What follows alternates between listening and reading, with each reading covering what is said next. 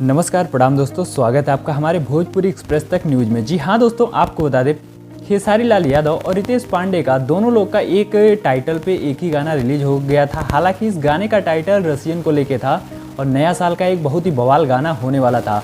और ये गाना जब से मार्केट में रिलीज हुआ है तब से इन दोनों लोगों के फैंस के बीच में काफ़ी ज़्यादा मन मुटाव हो गया है और काफ़ी ज़्यादा कमेंट्स भी इन लोगों के वीडियो पे आ रहे हैं कि हालांकि इस गाने को असली गाना किसने गाया है और ये गाना किसने लिखा है और किसने ये गाना चोरी किया है। तो आपको इस वीडियो में यही जानकारी आप लोगों को देने वाला हूं, तो आप लोग इस वीडियो में लास्ट तक बने रहिएगा।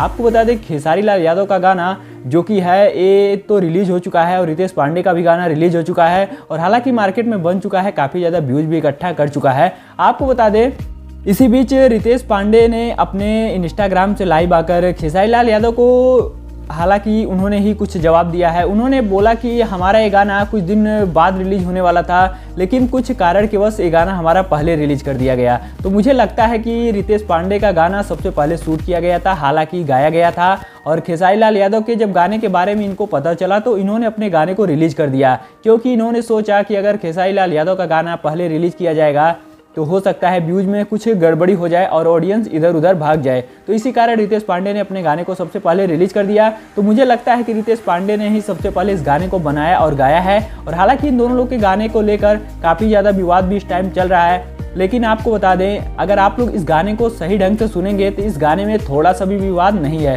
क्योंकि दोनों गाने को हट के बनाया गया है। बस टाइटल की अगर बात की जाए तो इस गाने के टाइटल को सेम टाइटल के तरीके से रखा गया है। और हालांकि अगर गाने को आप लोग सुनेंगे तो इस गाने को एकदम अलग तरीके से बनाया और गाया गया है।